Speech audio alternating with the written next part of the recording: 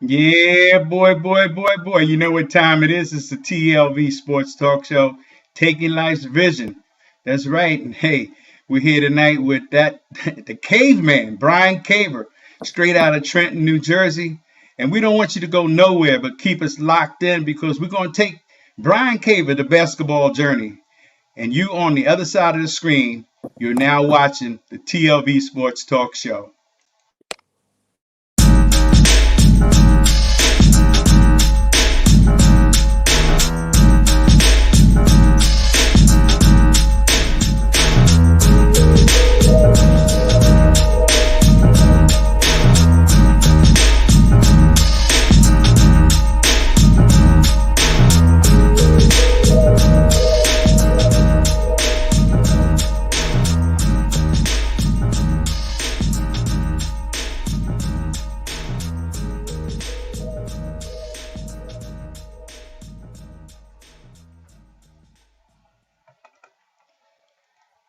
Yeah, boy. You know what time it is.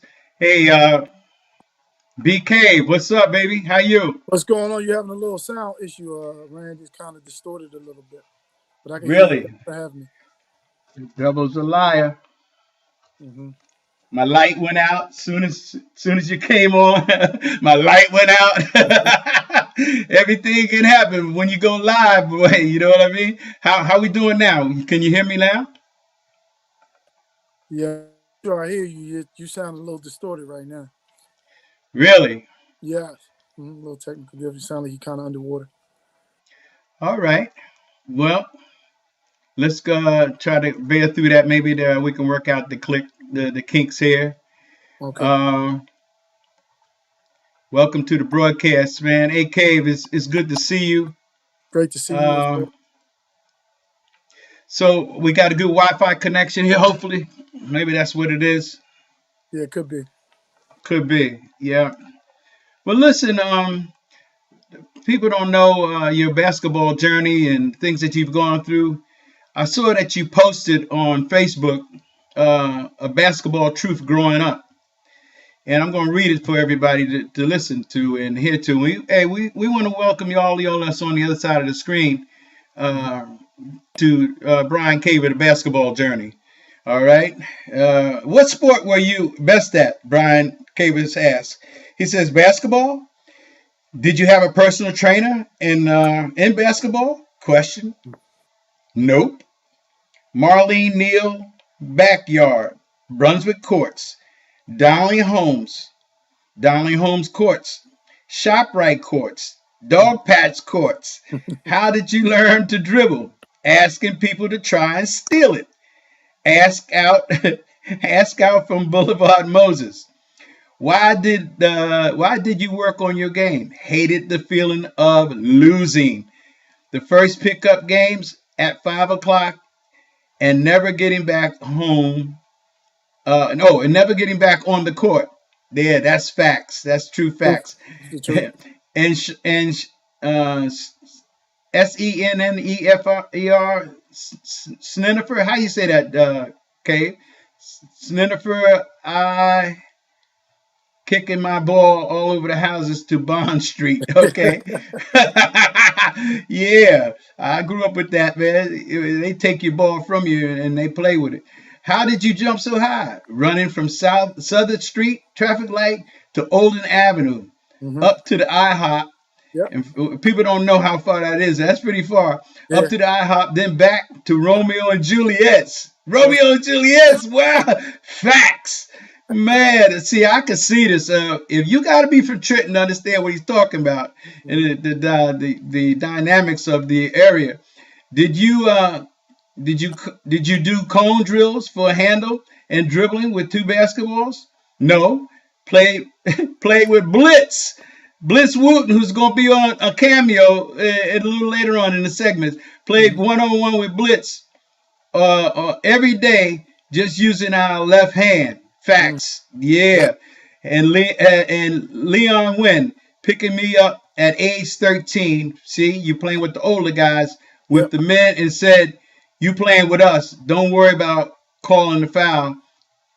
And don't turn it over. Oh yeah, at age 13, when you come in the park, bro, you play with the older dudes, they beat you up. Yeah, You hear me? yeah, And then when you get to be about 16, yeah, yeah, yeah. you know, you come in the park. No, you're not today. No, I'm not taking it today. I'm gonna give it today. Yeah, So you tired of getting beat up, and that's when you can learn how to play rough. You know, because they say you cotton, you yeah. soft. Oh, yeah. Well, talk to us about those a little bit about those early days.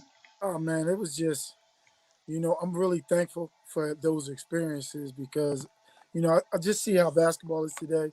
And like, one of the things that I talk to my friends about a lot of times, kids don't really play pickup no more like we used to play. Kids aren't outside as much. Um, these kids are skilled, um, but at the end of the day, I just don't think that they play enough to get those other intangibles, that toughness, uh, having to deal with a little adversity. Like I said, the taste that got in my mouth was losing that first game and not being able to get on the court again. That's how many people had next. If you didn't really establish yourself, I was so young, you just didn't know. Like I lost the first game and then you're done. Like the night's over. And there's 3 hours left of daylight. So Yeah, you're right. You're absolutely right. Because I remember growing up in New York, people say who got next, and they would try to steal your winners. yeah, You yeah, yeah, know, and they bully your winners. You know, like no, I was here. I called next, and I went home to change, and I'm after so and so. yeah, You know, and so you had to take that when you was young, but when you got older, no, bro. I tell you what, if they could play, I say what, let's settle this. You can run with me, yeah, yeah, okay? You know, what I mean, we'll settle that straight up. And not only that, if they didn't bully you and they say who got next, you know you got next. You say you got your squad. I'm gonna You wait. say I no. wait for next. I'm waiting for. I ain't got no. I ain't got it yet. Cause you want to pick the best. You wait for Brian Caver to come into the park. You know what I mean? Man, just Cause you want to trying to stay stay on the on the court. court. Want to stay You on are that. staying on the court. Yeah, I remember. I remember those days, man. One game, and you had to go downtown, and that's a long way downtown. I don't feel like walking down there. You know, right, I want to stay right. right around the Stay corner right where I there. live at. You Yeah, know, but it is what it was, man, yeah. and they don't have that today, like you say. But look, talk to us about Brian Caver, the high school. You know, I noticed something here in your high school days. I want to ask you about this. Hmm. See that picture right there? Hmm. That's a young caveman wearing number 11. Here he Yeah, is going to the look. He's up there too. He ain't laying it up soft. He going high. right. Let me ask you a quick question. Tell our audience and tell our watchers and those on the other side of the screen. Hmm. Did you choose number 11 because in those days you liked Isaiah Thomas? Yeah, yeah. I chose number 11 specifically for that reason. I've always been a Detroit Piston fan. People never really understood that, but it was really because of Isaiah Thomas. I couldn't get it in college because it was retired, but that was my main purpose and who I tried to emulate my game after was Isaiah Thomas. Well, you certainly did a good job of that because everybody knows Zeke. We call him Zeke back in the day. Yeah, He yeah. he was definitely a two way player. Yes, You know, he played both ends of the court, that's right. and he played hard. And he came to win. And I had the privilege of coaching you up in the East Orange at the Pro Am League that we played on Mhm. the weekends, Yep. and which they cheated us, and we know that they cheated. They weren't gonna Right, let us win. right. No, they fouled out all our big men. Always, yeah. Jabbar Jones. We had Jabbar Jones from Rider. We had Damon Roundtree from Philadelphia Philadelphia Textile, and we had this other kid from St. Francis. His name was Reggie Lewis. Ricky Lewis, So yeah. we had athletes, Uh-huh. because I always like long athletes that can get up and down the court. And every last one of them, we made it through the first round. Yeah, We yeah, made yeah. it through the first round. We beat the police, you know. And then the second round, we came up against Coach Brown's team. Brown His team. son, son coaches Jersey City State now. Yeah, Joe There's Gibbs. no way they were, but you played your heart out because we had J. Rob and you in the Yeah. backcourt, Mhm. and but they had Marquise Brad, they had some bigs. It was just they beat us on the boards. There was Boys. nothing you could do, but you played and you didn't give up, and of course they knocked us out the box. Hmm. So, but that was a really exciting time because I'm gonna tell you something. I coached for since 1970. So Hmm. I coached for 4 decades, and I Right. had a lot of guards, a lot of guards. I've never had a 6'5" point guard like you that could play both ends of the court, that knew the game and played hard. As a matter of fact, you even played in the WDS All Star game down in Willingboro with us. Yeah. I just remembered that. Yep. But it was an honor coaching you and watching you. I said, wow, Uh, he never brings the ball out. He keeps the ball in the right by his side. If you reach, I teach. Bing, bing. He was that's quick, right. That's had the right. quick feet. Like I said, man, this kid can play. He's nice. You know what I mean? So it was an honor just to and not I didn't need much coaching. All I had to do was put change just change rotate people in and out because y'all knew what to do. Right. But Right. that was really exciting. But let's okay. So you played in high school. Hmm. Brian Caver at Seton Hall. Hmm. Now let's talk about a little bit about those days. Yeah. Look at that Seton kid. Hall. I mean, that's big time ball, man. I mean, that is the cream of the crop. I mean, that's Big East, and everybody know Big East in those days, and even now it's tough. Tough. Talk to us a little bit about Big East basketball and your days at Seton Hall. Well, again, got an opportunity to go to school for free. Kind of came in as a freshman. Things are a lot different now than it was back then. You kind of really had to earn, the respect of those guys. And um, I was fortunate enough to play a lot of minutes as a freshman, and got some good tools playing behind Oliver Taylor and Anthony Avon, who are two seniors. They showed me a lot. Played with a phenomenal guard in Terry DeHare, and then a workman like lunch pail guy Jerry Walker was just, I can't say enough about. It. He was kind of my roommate, my big brother, but that dude just brought his lunch pail to work, and he just worked, out of that Bobby Hurley system, um, and just that workmanship type approach to things. And then playing with an international player like Arturas Canisius was definitely an eye opener to me as well. We came in together as freshmen, and he actually started as a freshman. So it was just that experience playing in that Big East with the Malik Sealeys and Chris Smiths and Eric Murdochs and the Billy Owens. And I mean, I can go on and on, about the players that we played against. And you had to bring it every night at that guard spot. And just in totality, how physical the Big East was. It was just, I could just, my first Big East game was against the University of Pitt. And I cut through the lane, thinking it was high school. And Brian Shorter put his put his forearm in my chest, man. I think I felt that thing for 3 months, man. He tried to put a hole in your chest. Keep your head on the swivel, man. Like you just Yeah. Yeah, that's what they do, man. They say you come in here, you're gonna pay the price. right. Today they don't have that. They don't have that physicality today because of the rule changes and whatnot. And I believe they changed the rules because of basketball without borders. Okay, Yeah, that's yeah, just my yeah. that's just my personal opinion. I believe that as You, well. I you believe know that. what I mean? And so that's how that is But today. But but back man, in that's those, what go back. That goes back to that park life. Growing up. That's what you yeah, get.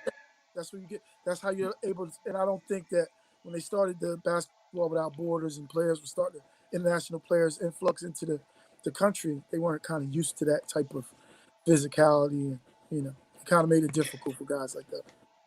right. You only had a few that I believe that was tough. Hmm. Ginobili, Yes. um, Yeah.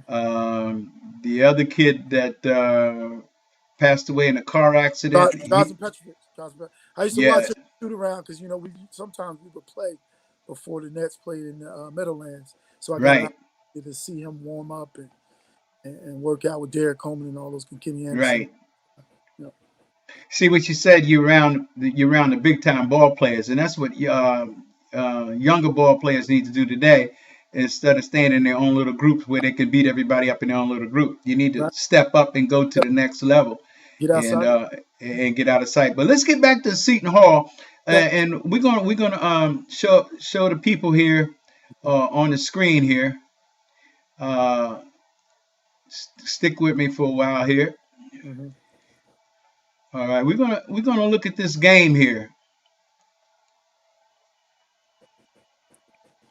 Now, The defensive stopper, Gordon Winchester. A 6'7" senior, one of the best defensive So I players only in the seen Big East, Gordon. and I'll tell you why he's the key. LaSalle's a two-headed monster. There's Randy Woods and Jack Hurd. He's going to have to guard Jack Hurd. okay, he said Yeah. the two-headed monster. That meant And let's take a look at the That was starting my lineup roommate, for Gordon today's. Winchester, right there. right, but you guarded number 14, Randy Woods. Yeah. All right. Yeah. Yes, sir. So you're a 6'5", close to 6'6", 6'5.5" point guard, guarding a 6 what? Randy was about what, 6'1"? Yeah, but a juggernaut. He was a juggernaut, man. I mean, so now you got to concentrate on playing defense and offense and running the court, running the team too. Talk to us a little bit about what it was like to play and to guard Randy Woods in this LaSalle big time Big East game here. Talk to Well, us. I kind of always knew about Randy Woods, just kind of him being from Philadelphia, and my high school teammate Blitz Wooten was a part of that team, and Donnie Shelton was a part of that team as well. So he had went to LaSalle as well, but we just knew going into that game that Randy Woods was just going to be consistently being aggressive and in attack mode. That's just watching film and seeing that. Sometimes when you play against guys like that, you just got to kind of try to slow them down, and hopefully they don't get it going. But he was able to get it going and keep them alive. But we had an opportunity to kind of they had some deficiencies when it came to playing certain sets that we run and putting them in uncomfortable positions. So, and that was our approach going into that game. All right. Well, we're gonna take a look here and Boise, Idaho, Georgetown, and take a South look- Florida will little- get the little West region underway, and peek later here. it'll be the third-seeded Florida State team Okay. against Montana. BYU will try to stop Shaquille O'Neal and LSU. are you scrambling for the ball? You're moving it. You pull it back out. That's you with the ball. They take the ball. That's now 5 That's right. turnovers. You setting things up. And Seton Hall's pressure defense on the full court has really been effective. You're moving it against the zone. You're looking to go inside. Nothing happening. Ball reversal. Weak side, strong side to the weak side. There you go. One step, pull up, boom, put it in the book. What did he just say? He said he hit 2 of them. Okay, you for the season, you had a low percentage on your jump shot from the 3-point land. But here's a big time game, and what do? You hit 2 threes in the first half. Talk to us about that. Well, I think it's about rhythm. It's just, shooting sometimes. Percentages can be deceptive. I think, some people say, oh, he has a low shooting percentage. The kid can't shoot or a player can't shoot. I think it's just about rhythm sometimes and picking your spots, the right spots. And as the maturation process, as the season goes on, you begin to learn those things and get a feel for, when to pick your spots. But, I'm not fearful of big moments. So I utilize those opportunities I'm not going to shy away from it because I think teams are looking for guys to be gun shy. You can't be gun shy. This is win or go home. So when you get those opportunities, you got to make them count. It's like that first game in the park. Yes, sir. Yes, sir. It's win or go home. Yeah. All right, let's take a look here at this here. Karnisovas. This is a special moment here for you. I know it is. Another turnover, the 7th by the Seton Hall Pirates. There he is. Ho! Wait a minute. Who is that? Who is that coming in the game? That's my man Blitz. Wait a second. Is that the same Blitz Wooten that you said you went one-on-one with? Every day. Every day. Every day. Every day. Blitz Wooten. What's up, Blitz? If you're not watching this, we hope that you see yourself. Thanks for the cameo for coming in on the screen. Yeah, Blitz Wooten. Talk to us a little bit about you and Blitz, man, your journey. Oh, man. Well, we're both from North Trenton. We grew up, not even 2 blocks from each other. Met, going, in our elementary school days, around Dolly Homes and, West Paul and running up and down the ShopRite courts and Dolly Holmes courts and dog patch just running through there.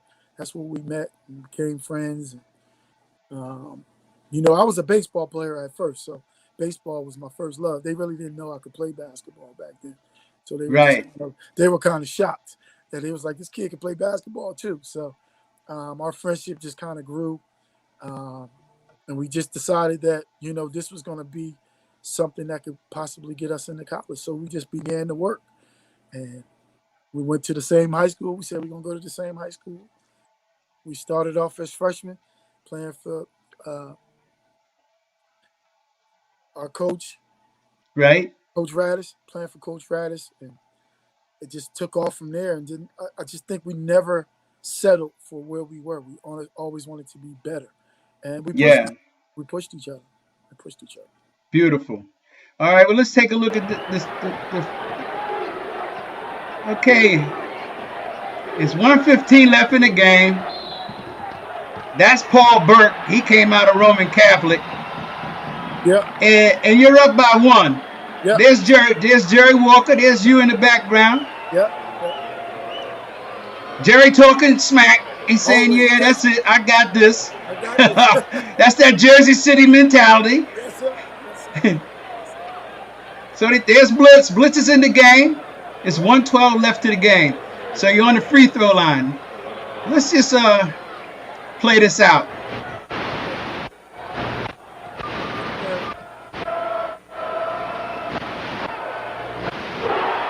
Yeah, listen to the crowd. 76-74.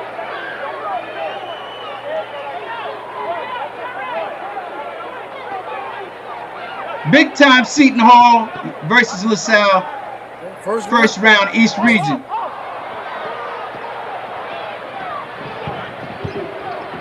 All right. They come down. Greensboro, North Carolina, with a minute left in the game. Seton Hall leads by. There's some down screens. LaSalle has led for most of the game and led by as many as 9 They're points. working the clock, Just within the trying to last get a good minute. shot, but y'all playing defense. Oh, back door. Look what happened. And the score is tied at The score is 76. tied up. I want everybody to see this. 40 seconds left in the game. Seton Hall, LaSalle tied up. Cave with the ball. Cave goes in. Cave jabs, comes back out. Comes into play. Rotates it back, comes back out. Was in the tournament last year.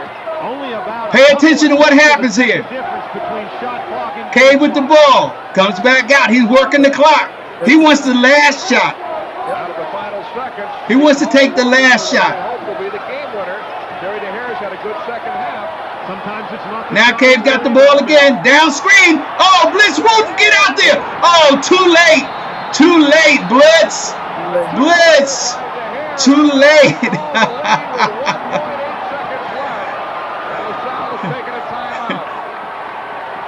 Down screen. And Down.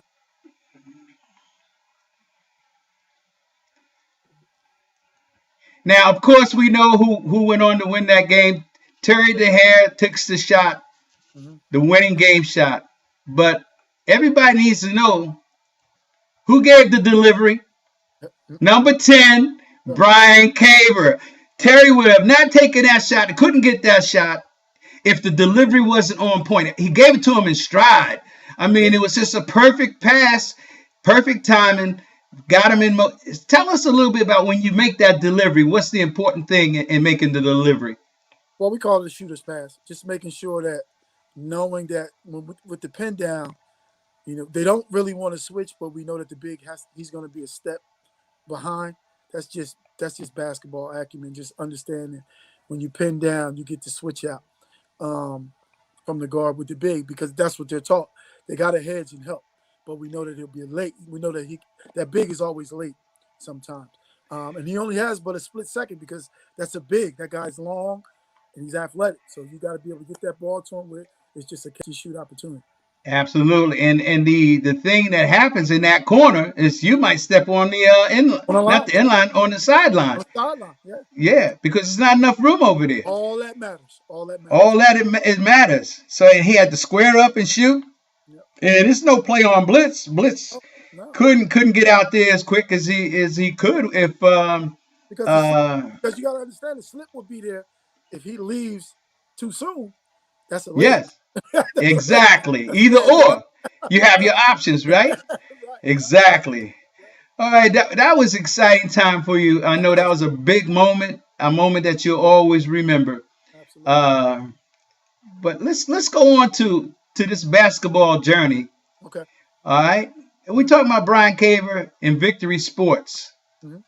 All right, Victory Sports. Talk to us a little bit about how did Victory Sports come about? Well, it was an opportunity at the time for some local guys from the area, Princeton area and the Trenton area, came together to put together a sports kind of like black-owned sports uh, spectrum encompassing soccer, all the athletics, and the basketball portion of Victory Sports was myself and a couple other gentlemen, Brent Reynolds and John Thompson, Mike Riddick, and some different and Kirk and some different guys that were a part of that process. But it gave me an opportunity to create a space that you kind of did for us when we were younger, taking us to the pro-am. Pro-am and at the shore had kind of went down at the time, and there was no place for.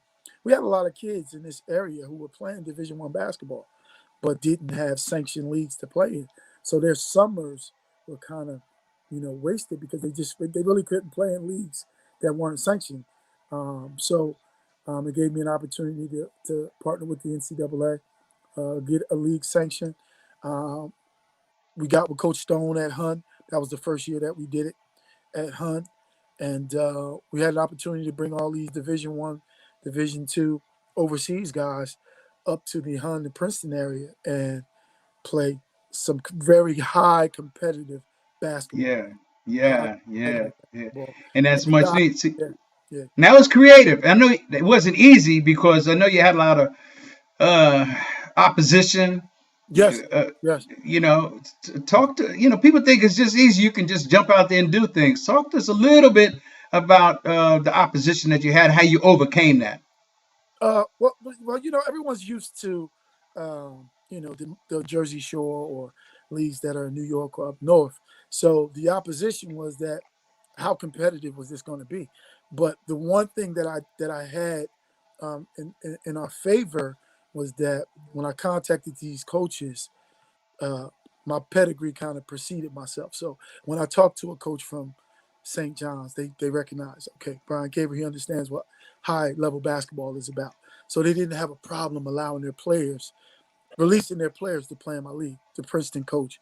They didn't have a problem with saying, okay, Caver, we'll give you our guys. And, I would call, I had the guys from Villanova, I had the guys from Temple, not to mention their parents. I kind of grew up with some of their parents. Yes, yes, that's awesome. I mean, that's pioneering there, Yes, and much needed in the area of Mercer County too. right, right. Because it was at Princeton, centrally located, where people can come from, All all over. directions, all Yeah, over. So it was very pioneering and very creative. All yeah. right, and it was awesome. Let's talk to our owner, not our watches, those who are on the other side of the screen. Talk to us a little bit about Brian Caver, basketball coach. Huh. Well, my first coaching experience kind of came. That's my head coaching position when I was at Conwell Egan. But Greg Grant put together a crew of us where I was an assistant with him at Trent Central High School first, which kind of helped, fuel that little coaching piece and more so the teaching piece, um, and kind of trying to impact some of the kids from our city and our area. Um, but the opportunity to be a head coach presented itself over in Pennsylvania, and I took it because it was just across the pond, the Delaware River, which isn't far, but it also gave me an opportunity to create a space for some kids who are from this area. They could come over there, and Philadelphia Catholic League is probably one of the top leagues in the country. Um, the dilemma with that process is that I was in the suburban area of Pennsylvania and have to play against the inner city part of Philadelphia, which was a challenge, but it was a challenge that I was willing to accept and try to show these guys that they can compete at that level. And winning, try to bring a winning attitude and more so life lessons through coaching. Yes. And that's really what it is. But with the things that you showed us, you know, it wasn't always about the X's and O's. It was life lessons. I mean, you modeled certain behaviors that I paid attention to. And, you know, I took that from every coach that I've ever played for. You know, from my Yes. first coach at St. James when I was in the 3rd grade. Like I tried to take – that's the one thing that my father always taught me, to kind of pay attention, listen, and take something from it. Whether good, bad, or indifferent, you take something from it. Yes, yes, absolutely. And we're talking to Brian Caver here, the basketball journey, straight out of Trenton, New Jersey. You're watching the TLV Sports Talk Show, Taking Life's Vision, where we talk sports, we talk life, we make you visible. And we don't want you to go nowhere, because we're coming up on our last segment here, and you must stay. Don't turn that, don't tune it out. You got to see the dedication. Okay, a tribute. We're going to pay a tribute to Brian Caver, and so we want you to be a part of it. And although this is being live on YouTube, TLV Sports Talk Show, it's being live at TLV Sports Talk 1 on Periscope, and of course it's being live right here on Facebook. So Brian Caver, Hoop Skills, Caveman 1110 at Gmail. Your journey, you know, wow. Hoop Skills, you know, talk to us about Hoop Skills. How did this come about? I mean, you know, this is awesome here. Yeah. Well, it kind of came about in about 4 years ago. I was kind of in a little transitional period with my mother being sick and, you know, having to go to long-term care. And I was just in a space where, you know, I really wasn't coaching. I really wasn't doing anything with basketball. And she actually asked me a question, like, you know, what are you doing with basketball? Are you doing anything else with basketball? And I was like, well, I'm kind of, you know, taking care of you, making sure you're good, take care of the kids and things like that. And she told me, you know, this is something that you love to do. And I know it's still in you. So it gave, you know, Hoop Skills Elite kind of came about as an opportunity for me to kind of bring my basketball experiences that I've experienced and what basketball has presented for me to kids who can't afford it or don't have the opportunity to go to a 5-star or play at Nike All-American camp. So I wanted to bring that experience into the neighborhoods. The climate was changing in the city with the violence and the gang violence, and kids weren't crossing neighborhoods like we used to do back in the day, where we could go to West Trenton, we could go to East Trenton, you know, we could go to South Trenton, they could come to North Trenton. You know, kids aren't doing that anymore.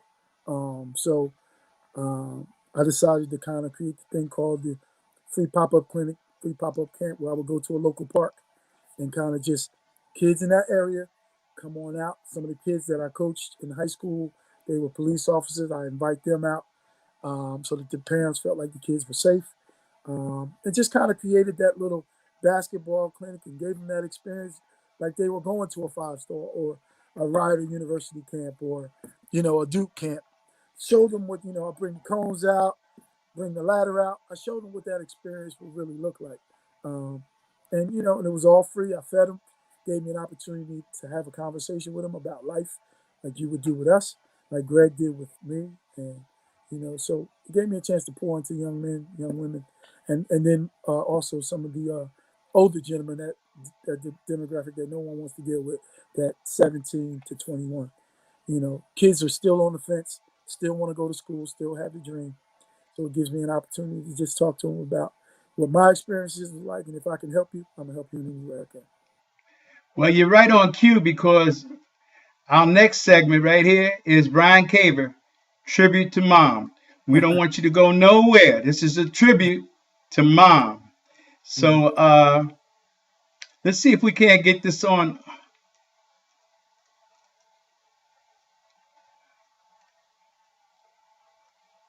Here we go. All right. Sit back, relax for the next 5 minutes or so.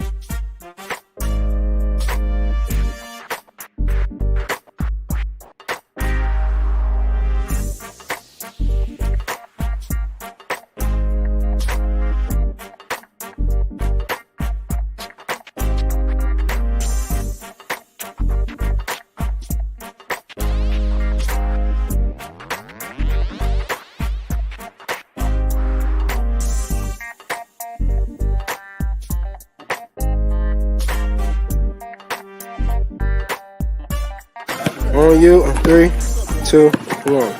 Phil Ravenel, running around Trenton is black, former Trenton High player. Out here at the pop-up basketball clinic hosted by Coach Brian Caver, my former coach. And, just growing up in Trenton, playing basketball for Trenton, things that was going on when I was in high school. It was real terrible things at basketball, basically saved my life.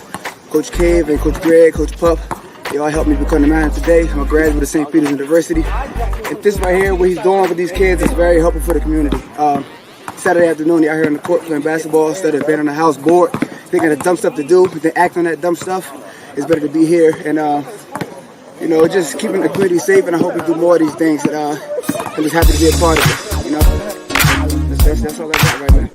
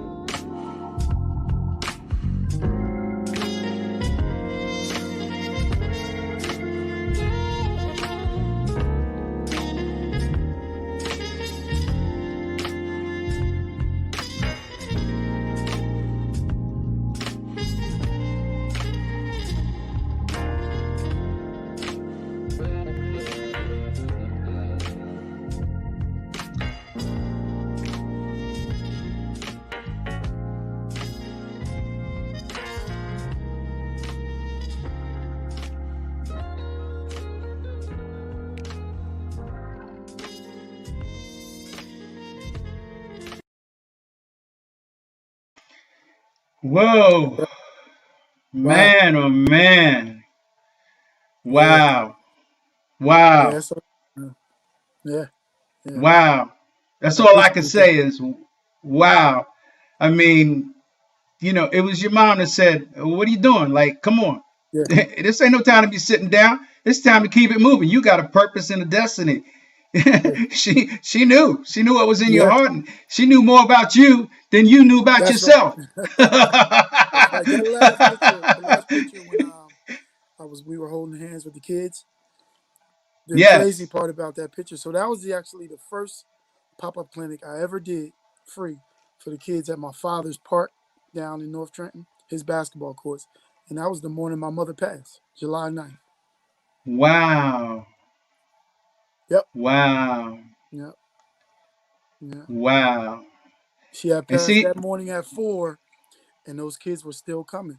So I still had to show up for them. I know that's what she would have wanted me to do. So I still showed up, Yeah, and teaching those kids the importance of prayer, because a lot of them don't even get it in their home. You know what I mean? And it is what it is. So you're a minister of the streets, a minister of the community. You're a minister in your home, and you're a mentor.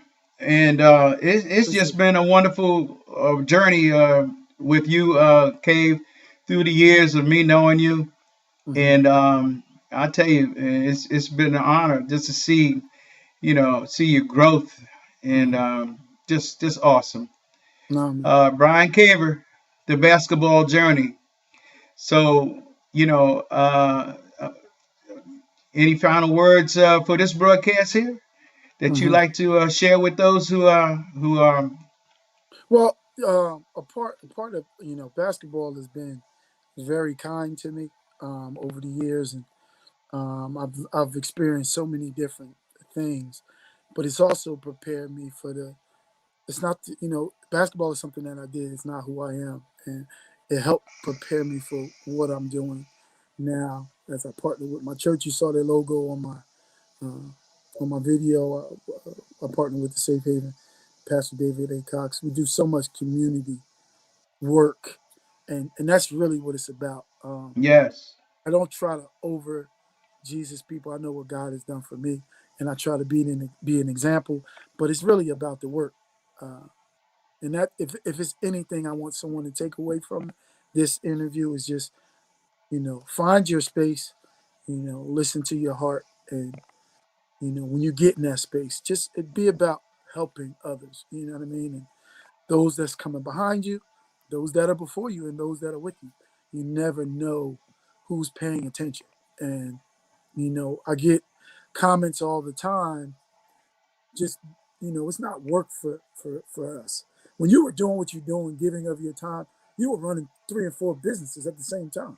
But and I didn't have any kids out there. Right. None of those kids were mine. Exactly. Like you were running us all over the state. But what I'm saying is, it wasn't work for you. It was impactful.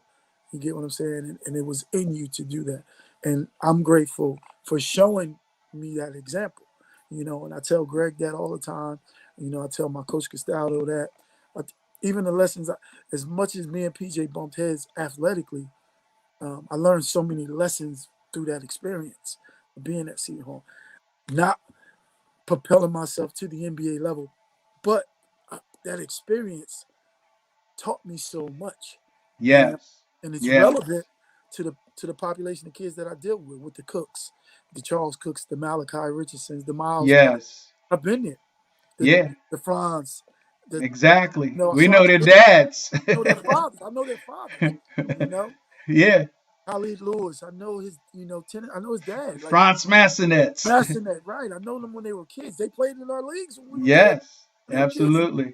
When we had 94 feet. They played in our leagues when they were kids. So all those experiences, don't look at them, whether they're good, bad, or different. Don't look at them as a learning opportunity, because you're definitely going to have to reference that in life. You're going to definitely have to reference those things. So absolutely. Well, Brian Caver, the basketball journey has been real, and I hope that someone is watching on the other side of this screen, you on the other side of the screen here, that you get something from what has been said and what's been seen. And so it's been really real. In the meantime, go ahead. I appreciate it, man. This is definitely, that video was just, it took me aback right there, man. You almost pulled them tears out. I'm sitting there looking like, wow. Yeah. Because you kind of know, just that period right there was difficult. But listen, I ran Moody Park High School and this is summer program in general for about 6 years until I moved to Atlanta. And I didn't have any kids out there, but I saw the injustice. Yes, sir. I said it. Yeah, the injustice. They had the Babe Ruth on one side and the Little League on the other side. They had the best of the best. Yeah. They had the better bleachers, the aluminum bleachers. But in the middle was the basketball courts that had half moon baskets. Half moon baskets. Nobody's playing on half moon baskets no more. And they had wooden bleachers with splinters in them, and only 2 of them out there. And so then they had a crack asphalt court. I mean, when I was a kid, we loved crack asphalt. We used it as a pick, because we run into the crack, and if you twist your ankle, that's the way it was, But we wanted everything that Babe Ruth had on one side and the Little League had on the other side. Right. And so we worked it. We petitioned it to Al Bridges, and then from Al Bridges it went to Wendell Perdilla, the mayor of Ewing. He promised us a brand new court out there. I laid it all out. I remember when Ted Force asked me, he says, what do you need electric on the pole for? And Ted, I know you're going to be watching this, but at that time I told you we needed electricity so I could turn on the microphones for crowd control. That's right. But Ted, that wasn't the real reason. We wanted the music, bro. I knew if I told you, Ted, we wanted it for music, you would never gave it to us. So the truth is out there. So we had 2 big scoreboards, and live, you know what I mean? That we wanted big scoreboards so people could see what the score was, not no tabletop scoreboards. And so it was a real pleasure serving the community in those years, and I had a lot of fun. And I had a lot of fun going with you and up to East Orange on the weekends, and just taking the water cooler up there in Yeah. those hot days and just playing That's it right. and good competition, and just seeing you out at Cadwater Park, seeing you go to work. Go to work, Cave. Oh my gosh, he's playing with Grand Express. Man, oh man, oh man. Brian Caver, a 6'5" point guard, the best 6'5" point guard I ever had, and I've had a lot of point guards that was 6'5". Notice I said 6'5" because I had some really good point guards that was 6 feet and under. So that's for another story for another time. But Brian Caver, listen, it's been great. The basketball journey, Brian Caver. Thanks for coming on the air with us. And until the next time, in the meantime, brother, until we meet again, we'll see you on the other side of that screen. This has been the TLB Sports Talk Show. We talk sports, we talk life, we make you visible, taking life's vision.